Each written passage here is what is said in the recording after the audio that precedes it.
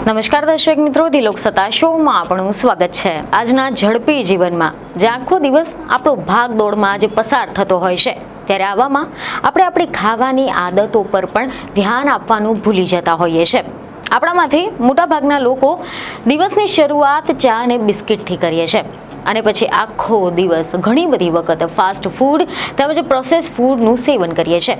એવામાં આપણને જેમ આપણે જોઈએ કે ઘણા લોકો એવી સલાહ આપતા હોય છે કે જો આપણે સ્વસ્થ રહેવું હોય તો ઘરનું ભર્યું ભોજન કરવાનો જ આગ્રહ રાખવો જોઈએ, પરંતુ શું તમે જાણો છો કે તમારી થાળીમાં જે ભાત અને રોટલી પીરસવામાં આવે છે તે પણ તમારા સ્વાસ્થ્ય માટે કેટલાક ખતરનાક હોઈ શકે છે। જી હા, આ વાત જાણીને આપ સૌ કોઈ ચોંકી જશો, પરંતુ આ હકીકત છે।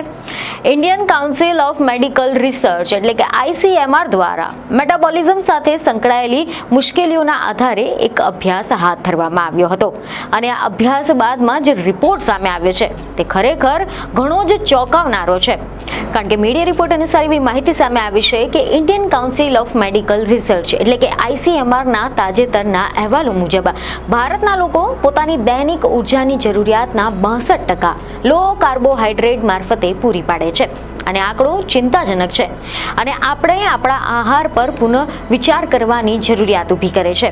અભ્યાસમાં એવું કહેવામાં આવ્યું છે કે ભારતીયો મોટાભાગે પોતાની ઉર્જા માટે સફેદ ચોખા અને પ્રોસેસ્ડ આખા અનાજ પર આધારિત છે।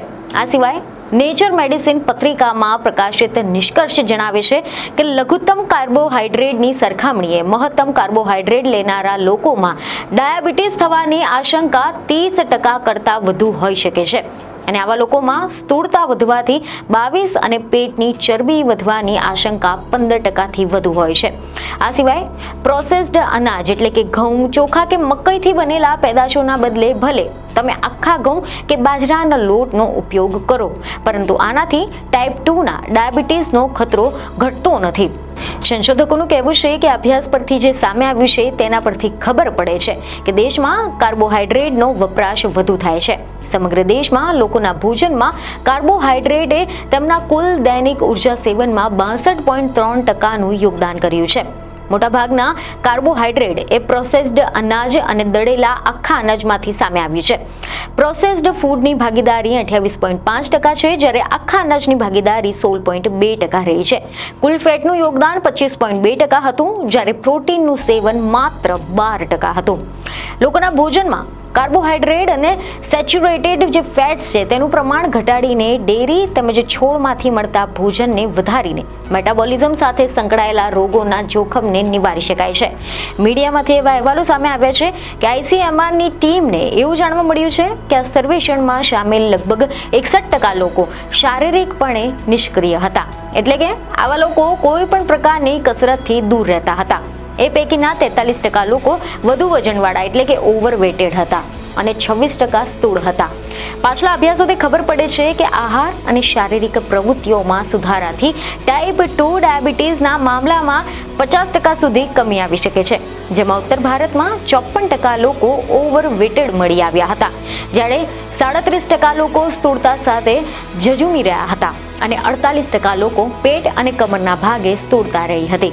આ સર્વે અનુસાર આખા દેશની સરખામણીએ પૂર્વ ભારતના લોકો સૌથી સારી સ્થિતિમાં હતા અને દેશની લગભગ 1/3 વસ્તી એટલે કે 27% હાઇપરટેન્શનથી પીડિત મળી આવ્યા। આ મામલામાં દેશના અલગ અલગ ભાગોમાં વધુ અંતર ન જોવા મળ્યું। કુલ સર્વેમાં ભાગ લેનારા 83% લોકોમાં મેટાબોલિઝમ સાથે સંકળાયેલી ઓછામાં ઓછી એક બીમારીનું જોખમ તો મળી જ આવ્યું હતું।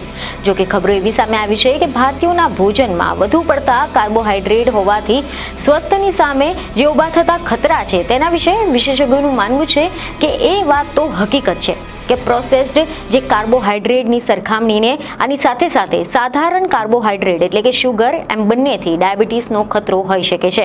ડાયાબિટીસ જેવી લાઇફસ્ટાઇલ સાથે સંકળાયેલી સ્વાસ્થ્ય પરેશાનીઓને દૂર કરવા માટે ભોજનમાં કાર્બોહાઈડ્રેટ ઓછું અને પ્રોટીનનું પ્રમાણ વધુ હોવું જોઈએ, અને સાથે જ શારીરિક પ્રવૃત્તિઓને વધારવું પણ જરૂરી છે। આપણી થાળીમાં ભલે ભાત હોય કે રોટલી હોય, એ બંને કાર્બોહાઈડ્રેટ મળીને આવે છે।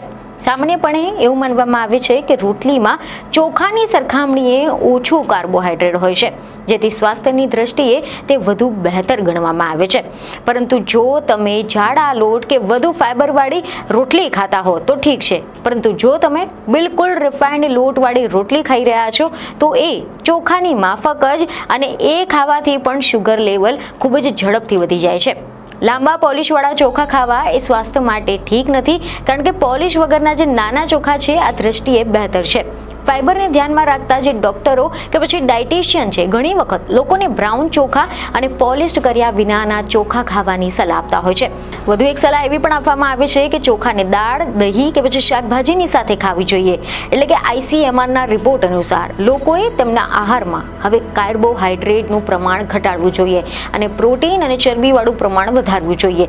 શારીરિક પ્રવૃત્તિઓને પ્રોત્સાહન આપવું પણ મહત્વપૂર્ણ છે, અને વધુ પડતા કાર્બોહાઈડ્રેટનું સેવન અનેક સ્વાસ્થ્યના જોખમો તરફ દોરી શકે છે, જેમાંથી કેટલાક મુખ્ય છે કે સ્થૂળતા.